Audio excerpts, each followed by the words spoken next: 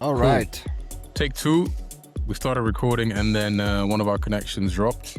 So let's try this again. Episode 13, everyone is a DJ. My name is Manu. What's good? Wesley G. What's good? What's good, bro? How you feeling, man? You good? What's happening? I'm good, man. I'm good. I finally start to feel like this podcast is moving and is getting somewhere and the feedback is coming in. Of course, we need to clip farm. I was telling you about clip farming. We need to start clip farming a lot more. and yeah, be a lot more intentional about that. Obviously, we can't clickbait and have fake conversations. We've got to keep it real. But no, listen, thank you to everyone who's been tuning in, commenting, liking our posts, following on Instagram. Of course, this podcast is an extension of Club Record and everything we're doing with that brand. So we appreciate the support. Wesley, man, how you been?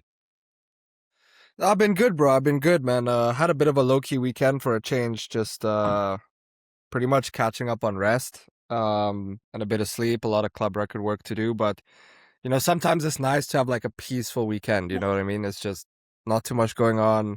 Take it easy. Get some shit done at Yeah, home. man, the sun is coming out now, right? So it's you gotta ease into that warm weather vibes when you're gonna be outside. Yeah.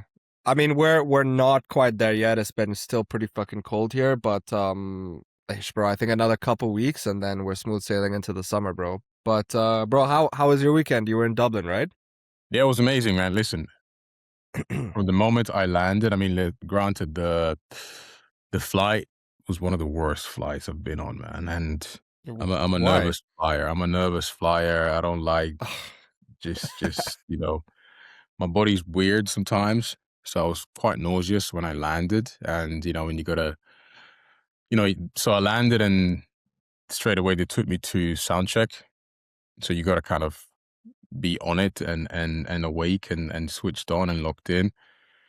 But because just the flight was, quite bad, I was just like, all right, I just want to go back to the hotel, chill out for a bit. So yeah, recharge batteries, gathered myself, and then yeah, the event exceeded my expectations. It was packed in there, good energy. The Dublin crowd, it's mixed, multicultural. You've got people from all over the world, which, coming from London, we have that here, but when it's a smaller city and you don't expect it, to see it to that extent and to see like the vibes, how everyone gets the sound, educated crowd, I could play different things, right? A lot of the times in the gigs that I get, you've got to play a certain type of sound, but here I just played everything. I even dropped some deep house and some stay true sounds. Oh wow. Tracks. Yeah. I got into my SA Deep House bag as well. So like it was amazing. And bro, I haven't played a Deep House, SA Deep House track in my set in years, bro. I'll be honest, man. In years, I haven't played a SA Deep House track. So it was. That's that's some of my favorite music Oh yeah. to play. But like you never get to play. But if I'm doing like, a couple times here, I played opening sets for people. Playing the deep house early on is really nice, bro. Very Bro, smooth and like different. elegantly takes you into that kind of next phase of music, right? It's awesome. And I think people love saying flow state right now, which to me is corny, but it's the best way of describing it. When you're just going, you're just feeling it. The crowd is responding to you. So when I got there, actually, I was looking at the stage and the DJ was like by himself. And I was like, yeah, that's cool. But I was like, guys, put some people behind me. Right. So I went out Yeah. there, I started playing. And then after about 10 minutes, the organizers started to bring their friends up to the stage.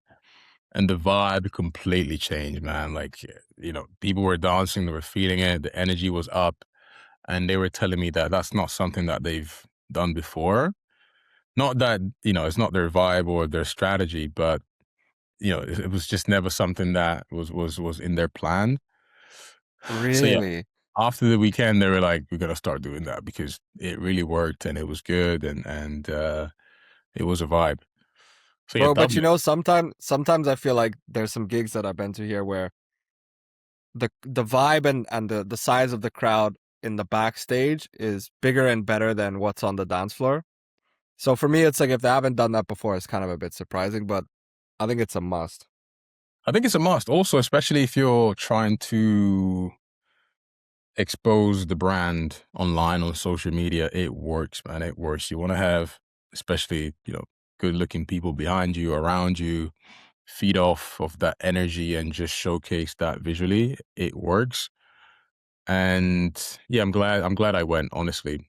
There's a lot of, yeah, brands that have integrity around the world. Afroforia in Dublin is one of them.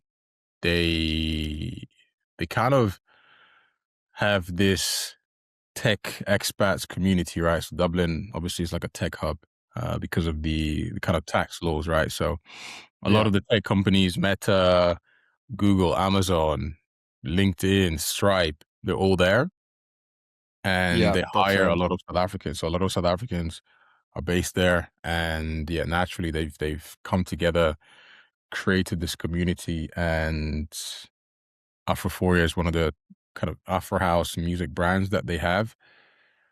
It was amazing, bro. I think from the moment I stepped in for the sound check, went back to the hotel, I could sense that it was going to be a good night. Then yeah, went for dinner. Then they took me out. And I was like, all right, I'm showing my age now. I need to go home.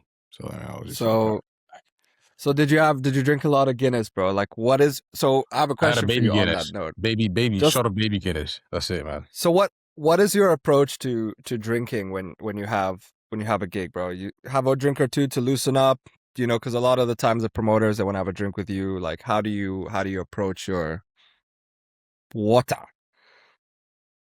pure H2O, water? pure water, pure water. Listen, of course. I mean, I drink. I don't hide from that. I don't think that's something that you shouldn't confidently say. Nothing wrong with it. I don't take drugs, but I do drink. But when I play, I don't feel the need to. I don't think I need to. I need that boost to perform. So I usually just play water. Also because I like to be quite technical with my mixes and really engage Yeah, with the equipment. So I just want to be switched on and locked in. But yeah, outside of the set, I'll have a drink. Of course, I love a beer. I'll do a shot. Um, and I think most promoters like a drink or they like to offer a drink. And yeah, it's also a nice way of connecting with them and just showing that um yeah, just bond, right? It's a way of bonding, I think, as well. yeah. But no, I try and keep a lid on it, especially when you're traveling. Like you don't want to wake up with a hangover, especially when you have an early flight. So, but yeah, mostly water with a couple drinks, you know, here and there. But I think you've got to be conscious about it though, man. You can't go crazy. I would say to be specific, drink water during the set. I might have a beer before, and then afterwards at dinner, maybe have a bottle of wine if there's a dinner, and then that's it, man. But yeah, it's like Keeping it chill. a chilled night out with friends. I would say that's have the same approach, man. But a lot of water, man. A Nah, lot of that's the way to do it, bro. That's the way to do it. I mean, some gigs there's a lot of I think most DJs don't really drink that much. They might have a couple, like one or two during their sets, maybe a glass of wine or, tequila soda, just to help get in that zone, just loosen up a little bit. But I think for the most part, no DJs are really getting hammered. people love I've tequila, seen man. Dude, I've Yeah. seen it. I've seen it once before. I'm not gonna throw him under the bus, but by the end of his set, he was absolutely smashed, and he was heading straight to the airport. I don't know how he did it, bro. Crazy. Listen, people love a tequila. Yeah, a tequila drink. Listen, I think for me, just because I care about image, Yeah, I would never, be having a beer when I'm DJing. I just like even in Dublin, right? So as they were trying to promote the event on Saturday, their social media manager was like, "All right, I'm gonna come to the hotel. We're gonna record some content." And then I was just doing my thing, checking in, getting some food, and they recorded me ordering a burger. And I was like, bro, I should have ordered the salad. If you're gonna put it on Instagram and on stories, fuck, man, you should have told me before it was gonna, go straight up online. I was just like, it's just little things like It's that. fine, bro. DJ, no, It's but it's just true, bro. a well, but it's DJs are just a very burger, conscious. bro. No, but listen, burger, fries, like DJs are very conscious about that stuff, bro. It's okay, Like bro. We don't judge you for ordering a burger and fries, man. no, but It's it fine. counts for a lot. Trust me. And I know, like, I'm not trying to be too precious about it, but I'm just telling you, like, image. DJs only show you like their shows, right? Only show you the DJ carousels when they get into their Uber or taxi and shit like that when they're traveling around. They don't show you what they eat. They don't show you what they drink. They don't show you who they hang around with, right? You only see a certain like 5% of the lifestyle, which that is intentional, right? It's not Yeah, by chance. But yeah, bro. got you, man. Have you been to So good. Dublin? I have not, bro. But like for me, it's one of those destinations where I've been wanting to go for a long time. I know recently they had like St. Patty's Day there was huge, right? So that's like their main thing. So a lot of kind of content creators that I follow, just more lifestyle guys, they were there to party. Okay. Um, so I'm not a big Guinness drinker, but if I was in Dublin, I'd have to drink No, some Guinness. because Afrophoria, the brand that I played for over the weekend, they have an audience Yeah, and they can sell. I was telling them, let's do something with Club Record. We can put some money together, bring a bigger name, and yeah, yeah, and have a good time. Also, they're tech guys. They're very professional. They're established people, and from Cape Town, I think. yeah. So later this year, I was also telling them, let's explore some opportunities in South Africa. Why not? Sick. They're good, man. Like, Yeah. know me, man. I first impression is everything, and I'm quite observant when it comes to people, and with them, it wasn't difficult to connect and understand that this would be a good working relationship. So Yeah. I think we should explore it. Definitely, bro. Definitely. But man, I want to get into some meteor conversation topics. Some big news this week, bro. Sony bought 1/7, man. Did you catch that? Yeah, they bought 1/7 Music. I think 1/7 just being one of the biggest kind of playlist labels. It makes sense. I think this is kind of showing the shift of where things are going and how people are consuming music and how music is kind of exposed and reaches a certain uh level in terms of streams. But yeah, all these labels are extremely powerful, man. Like 1/7, Loud Cult, Uncommon does really well. What other labels are there? I mean, I just signed with Bake Records. They're also part of Loud Cult. Well, there's a lot Okay. of these. Contour, Selected, all of these playlist labels, they're very successful. They're very successful. So it makes sense for the more traditional labels to come in and support them and invest. Cause yeah, playlists these days, that's everything, bro. That's everything. That's a huge chunk of the pie. I mean, we've talked about this for ages, bro. Pretty much since we started the label. It's like you take a look at an Uncommon, for example, who are basically their own engine, right? They don't have to rely heavily on external playlists or, distributors pitching on their behalf to DSPs to get their records into certain uh caliber of playlists and kind of things like that. I mean, their playlist now, I think the last time I checked, is on like 900,000 saves, which is just ridiculous, man.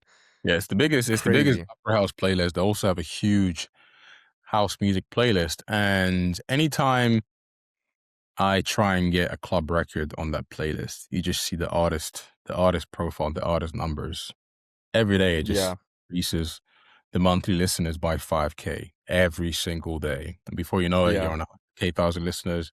It keeps going up, and it just shows the power that a lot of these playlists have. But the yeah, monetarily as well, like the money that they can generate. I mean, I was hearing that a track like Move that has been at the top of that playlist for almost 2 years now.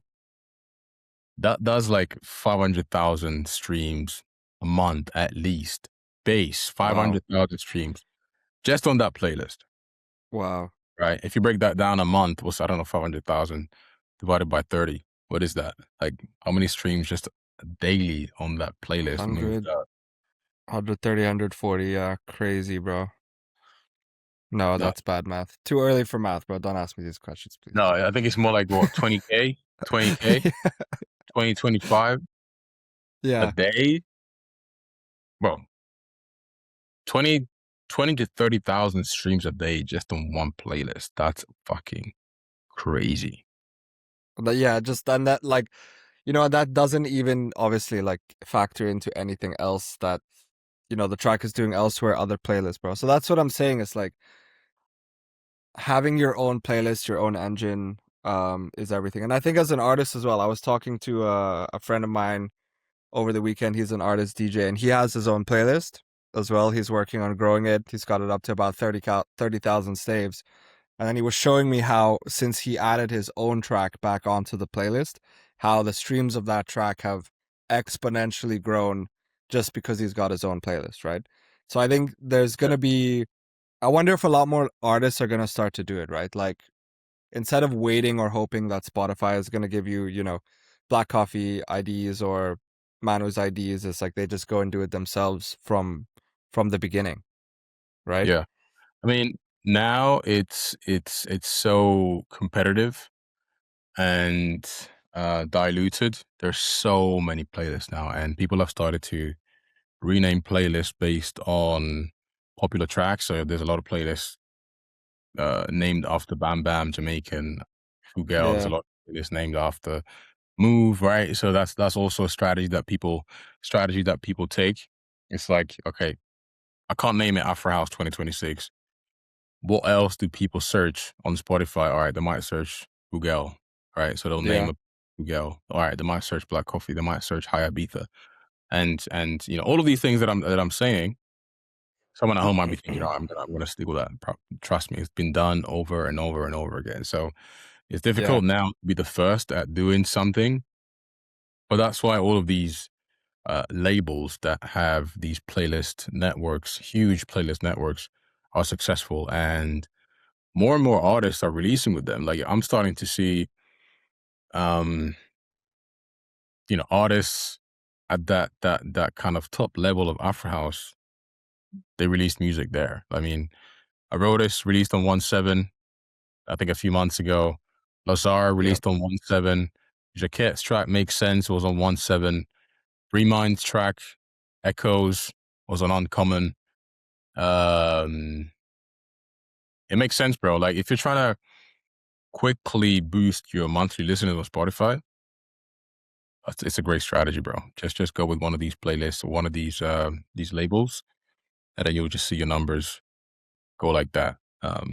Yeah, part of the reasons Yeah, why absolutely. I yeah, part of the reasons why I released High on Bake Records. I mean, it's still moving pretty slow, but I wanted to kind of test that, and it's good. But we're gonna start seeing more of that, man. As I said, artists are doing it now.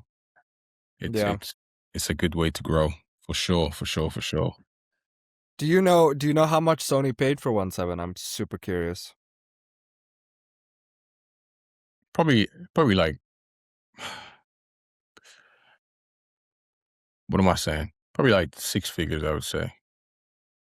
6 figures. Yeah, at least, man. I would say 6 figures.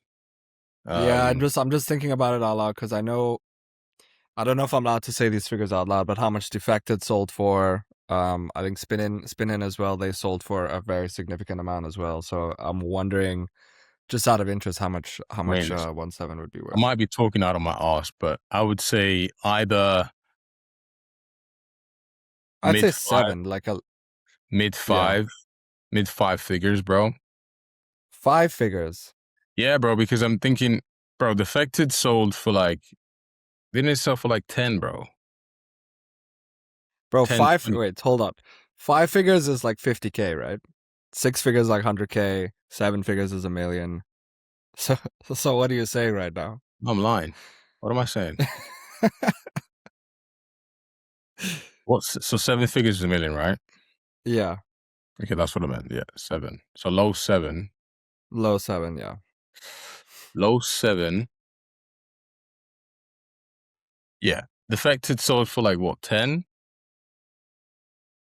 I think We can 30 look it up. actually. We can look it up. It definitely didn't sell for like hundreds of millions. No, no, I think it was 30 million if I'm not Right. mistaken. Right. I'm Right. gonna So check I would that right say, now, guys. yeah, so I would say 1.7, probably a quarter of that. So yeah, I would say mid 7, which is, yeah, sizable, guys, sizable. But I mean, do you remember when we tried to buy some playlists and the conversation we were having? You know, Yeah, we're now some numbers, and they were like, no, times it by no 10, and way. that was already like high 5 figures that people were throwing numbers out, right? So that's just for one So play, right? I think what a lot of labels I've seen as well, what especially on the bigger side, not only purchasing playlists from creators who have built it over the years, but I'm also seeing like a lot more pages are starting to sell like on Instagram and TikTok, and I get offers here and there, not from any name that's worth mentioning at the moment, but some guys just, I want to buy a page, here's my offer, and I'm usually like, get the fuck out. No, but But it happens, bro. Strategy. it happens. But there is a monopoly that is forming when it comes to these pages, man. Like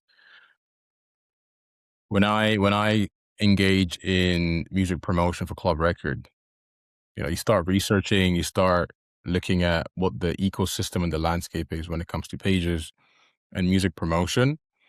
And you figure out and you find out that a lot of these pages are owned by the same company now, Yeah. and they've come up with a way to recreate these pages and, yeah, build these communities that work. So it makes sense, but yeah, man, if you get a good deal, why not? Why not? You know, yeah, we'll see one day. I don't know. I think there might come a time where I'd want to have those serious conversations, but for now, I'm still very much enjoying what I do. It's a lot of hard work, obviously, behind the scenes. A You know, lot I of hard was work. I was hearing, I won't say names, but I remember a friend of mine tried to buy, was it Deep Tech Minimal? What's Deep Tech Minimal on now? 1 million? Yeah, they're over a million. Those guys are Toronto based as well, but I've tried to connect with them and nobody knows who they are, actually. In the city, nobody knows, So which yeah, is weird, man. Deep Tech Minimal, someone tried to buy it, let's say, I don't know, 10 years ago, 5 years ago, for like 40K, and they were like, nah, right? Damn. And then now that page probably worth 500,000. Yeah, because they do like, I know I've seen their rate card, so how much they're charging for a post and how many posts they do, a few times a day. They are really, they're worth, well over a million at least, right? So um they That's do well, awesome. man. But yeah, I wonder who is behind the page, because you can reach out to their, and I've had conversations with their promotion team for Club Record posts and things like that, but I wonder who are the guys behind the page, because they're not very public. I think they kind of keep to themselves. Bro, let me ask you this, because this is your area of expertise. How is AI affecting DJ pages and music pages that push DJ content? Like, So what's the next phase? Because this was an industry that was super hot when you started, maybe just mhm, before, up until now. But now yeah. there's so many, right? So like, what's next? So first kind of answer on the AI side of things, right? So for me, I'm currently working on setting it up with Cloud Automation, and one thing I will tell you to pay attention to is, you'll see a lot of it now, is it'll be an Instagram post, like it's a reel or something, but it looks like a screenshot or a screen recording of a Twitter page Okay. with caption of the X now, I guess X, and then caption at the top, then video below, right? So you'll start to see a lot of this format. It's everywhere. Everyone's doing it, and that's one of the easiest Claude automations to set up, is to replicate that kind of X or Twitter look, and it automatically sources content, writes a caption, puts it in that format for you to post on your Instagram. So the format, I mean, visually, what does that look like? Does it look like a X? So Like what? Not a like tweet like on your X. video? Yeah, so Afro House feed, best moments with Manu in Dublin, and then it's a video of you playing underneath, right? But Oh, so it there's just some right. looks, Standard it just format, looks, default format, right? yeah. So that content is becoming increasingly popular. What you're seeing as well, a lot of content is like AI generated images. I think one of the more popular ones, it was like cartoonish um cartoonish kind of vibe where there's DJs sitting on a plane, and they'll be like, which seat would you choose? Would you sit next to Black Coffee or, Marco Corolla or Carlita, whatever, right? So that kind of content you're seeing a lot more of now. And then another one I've seen, which I really thought was a great one, which was which B2B would you like? And it's AI generated B2B content. So it'll be like Hugel and Mo Black, or, Anunapa and, Donny Gatto, or whatever, something like that, right? It So works though. that type of, it's really fantastic. It's brilliant, right? So the key for me going forward now is that if I don't get on the AI content generation, I think I fall behind as a creator. But in addition to that, you have to think about how much work Claude is doing on your behalf. Because if you wanted to make that content for yourself, it takes time to think about it, to get a post up end to end, it doesn't, 30 minutes each post, whatever, right? So, um, it is really changing the game, man. And the automations that you can do AI now, with AI now for the page is just unbelievable. And, you and I have been talking about Claude for a while. I use it a lot every day, especially at my job. Every day, a bunch of things are automated. So Yeah. the volume of content was already increasing. It used to be okay to post once a day, and I did that for years. And now if I post only once a day, I'm like, oh, you know what? That was kind of a shit day. I didn't work hard enough. And now I'm like, I should actually be aiming for 3 to 4 times a day posting. Um, so the volume grows and grows and grows and grows, and it would become a full-time job just posting content if you did it without automation. Right. I think I was gonna say, when you touched on AI generated images, Marco Yeah. Carriola, the meme page, Yeah. they do that really well, right? I don't know if there's like a viral moment that happens, and then they'll just kind of recreate whatever news or whatever it's happening, and recreate that with AI. Um, do you follow football much, like Fabrizio Romano? I don't. I don't. So follow Fabrizio Romano. So he does this a lot. So say, for example, I don't know, there's some rumors in football this player might switch to this team. Then he'll Yeah. just go on, I don't know, whatever AI generation site, and then they'll come up with this high quality image of that player, in this, I don't know, new football team's jersey of where he might be moving, or whatever, right? I don't know, say a player is on holiday, but there's no images. They'll Yeah. just put something on AI and then visualize that. But it really works, right? Because on social media, the engagement is crazy, and visually, people don't care these days, right? Whether it's AI or no. Half of the people might think it's real, half of the people know it's AI, so it doesn't really matter. But Yeah. I think that's key. But But yeah, I've seen it a lot in the DJ but world I now. think, A lot. on the topic of AI, man, we were talking about this just now, is that TrackSource have, just kind of released a new kind of AI labeling tool, um, which I think we're going to see a lot more of. And I was actually reading just now before we started that You break it down. TrackSource also, so TrackSource, they published a full position on AI music. It's on their website, right? And they dropped it only like last month, recently, right?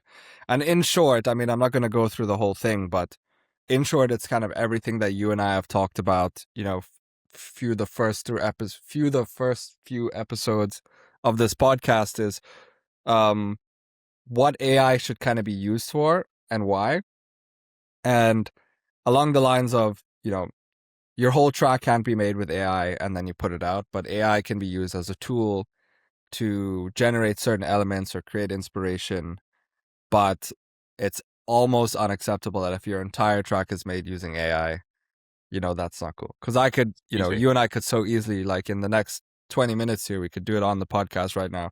Hey, make me a track like Bam Bam by Hugal, and you and I'll finish it. We'll be like, yeah, it's done. Cool. Let's I put it think up, right? I'm torn about this because part of me is like I want to start an AI label and just release AI music because that's just where things are going. Like it's almost like you have to. So let me I have a lot of questions on that, right? So if you created an AI label, would it be like the producers are humans creating AI music, or would it be Oh, AI creating AI music? I wouldn't care. Honestly, I wouldn't care. I wouldn't care. So it's like an AI, and I personally think it would be sick. Is like there's an AI artist, you spawn an AI artist, and you're like, boom, you are a I Afro don't think it house, matters, Afro bro. tech. The people don't matter. I mean, I was having a conversation about this with a few artists, and it's like the casual listener, right? I think we get caught up in what's real and what's right. The Right. casual listener doesn't care. Like the casual listener Yeah. just wants to vibe. Bro, go on TikTok. So many of the trending tracks, and I'm gonna, sound like a broken record here, but so many of the trending tracks on TikTok, and I know it's not all about TikTok, AI generated. And you go on Yeah. Spotify, millions of streams, right? So it's like people don't care. Clearly, there's an audience that needs to be served here, and there's music that can be produced at high quality, at high volume with AI. Yeah. But also, like, sometimes you're looking for new music and you just don't know, and you have an idea in your head, and you're like, all right, what if I can just make this quickly? Yeah. Exactly. Like, I totally understand both sides to it. But again, the casual listener just wants to vibe. The casual listener just wants to use a song on their TikTok, on their Instagram. They want some, a sound to use for their content. That's where we are at the moment, man. And that sentiment, that emotion, that feeling is going to accelerate. Like it's just going to get, I don't want to say worse because that's a negative connotation, but it's going to be more of So it. There's going to be more so of it. so, so my question for you, right, as label boss Club Record, right? Do Right. you think going forward that you would want artists that we sign to disclose if they've used AI, For or sure. you? Yeah. I mean, we asked that anyway, especially like if, okay, say we get a track, it's just Manu called, I don't know, I Love Wesley, right? Track is called Manu, I Love Wesley, and someone's singing, I love Wesley, I love Wesley. And it's like, who's the vocalist here, man? Oh, I used AI. Yeah. I want to know that. Yeah. I want to know Fair that. enough. I want to know that. Also, when it comes to the arrangement and the more kind of sonic elements of it, less so because that's as a human, that is just harder and more difficult to recognize and identify. But yeah, I mean, vocals are the main thing. I think that's what's creating the conversation, right? The controversial conversation in AI is the vocals, it's the artist, is who's making, yeah, who's Yeah. adding vocals, yeah. I literally just experienced this actually this morning. So I've been working on a track for a long time with Future Cartel. It's called Giddy Bop, dropping in May on Club Record. And yeah, we finished the production, and I had a great idea for the vocals. I was like, yeah, I'm really thinking it needs to sound like this. It's definitely more Afrobeat inspired vocals. So I wrote a bunch of vocals myself, and we just put it into Suno, right? And Suno generated, actually, I thought, a really good version of the vocals. It sounded good on the track. We Which were both version of Suno happy. are we using? Was it the pro version? Pro, Or yeah, pro. is it okay? Yeah, so that Suno came up with something that was actually brilliant. I thought it was amazing. And we finished a track, put things together, and we're like, as time went on, especially you and I having more conversations about AI on this podcast, the feeling of just using an AI vocal just felt a little bit, you know, I don't know, I just didn't feel as good with it, right? So I connected with C Mart. He's been on That our might label a change bunch of soon, though. I think times. that might change soon. I think It will. it will, because as people start to get success from it, and guys, the level of success that is coming for a lot of artists, it's gonna be crazy. And naturally, as that happens, we're only humans. We're gonna be like, all right, I'm gonna start doing that. That's just how it Yeah. works. So anyway, C Mart hopped on. I told him he actually did a completely different set of vocals. I didn't, me and Future Cartel didn't think it was as good. And I said, yeah, make it closer to the AI. He did his thing, changed it up, and it turned out amazing, bro. So I mean, that human element, that emotion, that soul comes through, that creativity. Um, This one's at pigeon, least right? It's a pigeon English. pigeon Pigeon English vocals, yeah, Giddy Jeez, Bop. So for those that don't know, Giddy is like a nickname for Lagos, Nigeria. So the song is all about partying in Lagos, basically. guys. The thing is, people don't know that Wesley is Wesley's a Niger boy. Like, How fun people now? people don't know Wesley is a Niger boy. I always tell people, they'll be like, "Oh, so what's Club Record? Who's involved?" And I'm like, "Yeah. Wesley is the main partner in it." And then we start obviously talking about your involvement, and then they're like, "What? But he's white." And I'm like, "Nah. Trust me." I'm Trust like, me, "Trust trust me, man. this guy. Yeah, he's involved. He's involved." Okay, so C Mart, but also, man, C Mart knows what he's doing, bro. He's Yeah, he does. he can lay down some vocals. Bro, before we go, I wanted to touch on kind of music in India. So they're back on tour. Okay. They had, it looks like it was a couple of events, right? They had obviously the main kind of music show with all three guys, and then there was an after party, right? A VOD, vinyl on demand after party. As always, the reviews and the reaction, the feedback from the people attending, and the online aftermath was controversial. Right. This is happening all the time. Do you think kind of music cares, and what's your reaction when it comes to the kind of music experience in 2026? Listen, man, I think kind of music has just become one of those conversations where it's become almost instinct to discuss or present a controversial side. Oh, they've changed. Yeah, they're this. Yeah, they're that. But for me personally, I mean, I think they're sick. They've always been sick. Even if their sound has changed, a Yeah. few times in their sets, I think it's a good thing. But man, people just love to talk about them, and I don't always get it. You know what I mean? Okay. I mean, so it's not warranted. You think it's just like people are hating. Sometimes it can be warranted.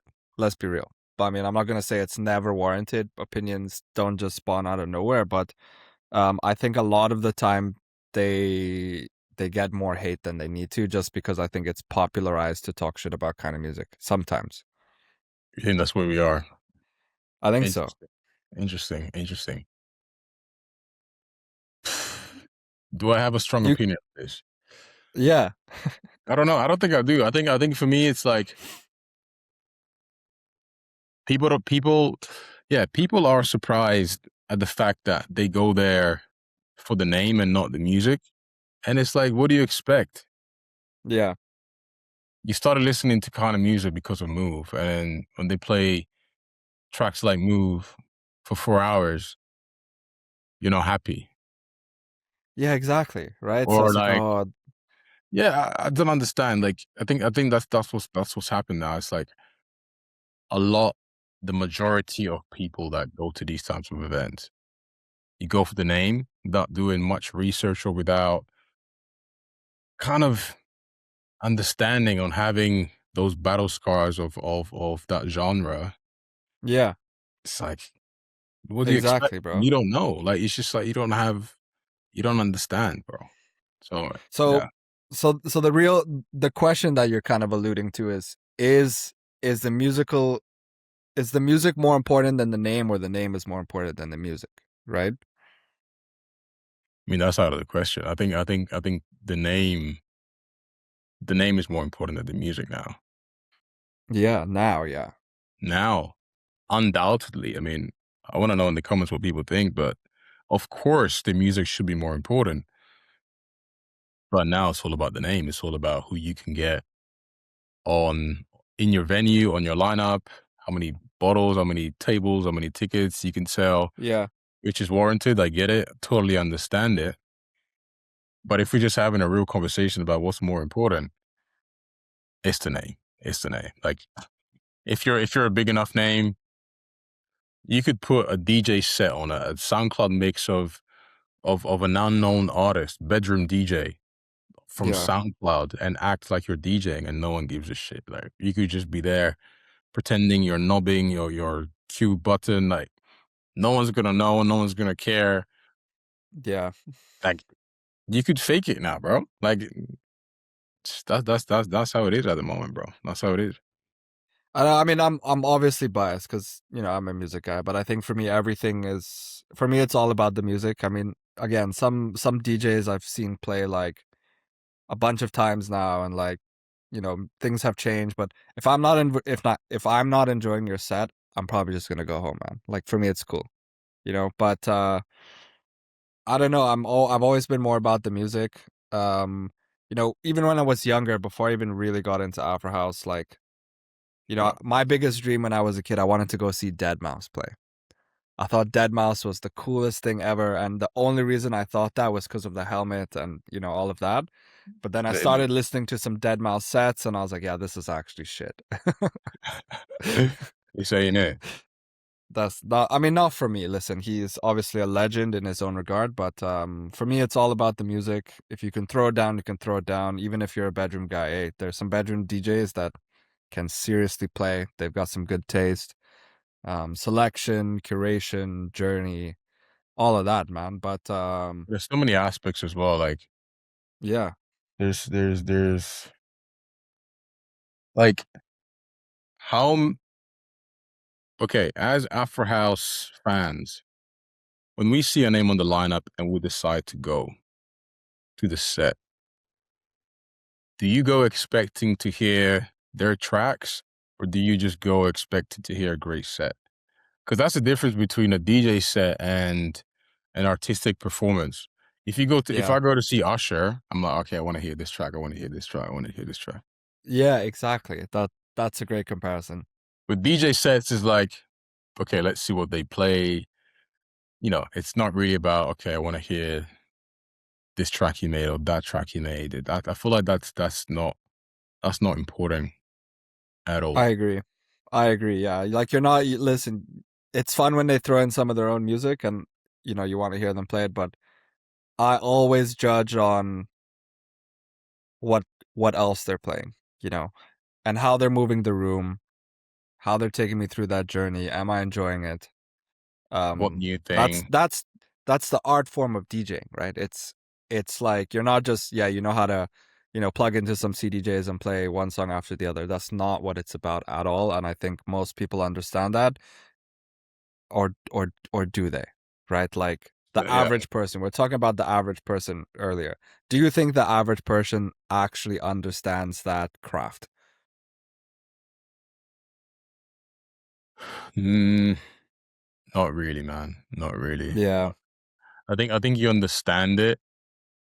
You can only experience it once a DJ shows you that, right? yeah, And I was having this conversation over the weekend, and because music is a feeling and house music is a feeling, you can't explain it. But when you go to a DJ set and after an hour, it's like you're having the best time, the vibe is the best, but you don't know when that happened. You just don't yeah, know if it was this track, if it was that moment, but you're just like, I don't know what he's playing. Or maybe you know what track he's playing, but I'm yeah. flying right now. There you go. And that's what it's all about, man. That's what it's all about. And I get, man, even sometimes it's like you're listening to like a SoundCloud mix or like, one of our club mixes or something, and you're like, you're just like, wow. At a point, you don't know when it happened. You're just like, wow, this guy is. This Bro, makes just. let's plug in our club mixes, and we're gonna end the podcast here. But let's plug in our club mixes. Give me two of your favorite club mixes that we put out. Ooh, I think number one got to be Pierre Johnson, man. Shout out to Pierre Oh, Johnson. that one was tough. Pierre Johnson and Mersey, I think. Pierre Johnson and Mersey. Okay, I'm gonna go for a recent one, Mosu. Tough mix. Yeah, that one was great, bro. Mosu, Insane. tough mix. By the way, I'm still waiting on a Wesley G club mix. It's coming, bro. It's coming. Let's do club mix when Giddy Bob drops. How about that? Okay. And so I said Mosu, and I'm gonna go for who else did I? Stevie. Stevie's club mix was tough. Yeah, Stevie's club mix was tough. I don't think I've done a club mix, man. I need to do a club mix. Damn. Yeah. I need new press shots though. I need to get some press shots done. But same, bro. Guys, that was a fun podcast, man. Enjoyed it.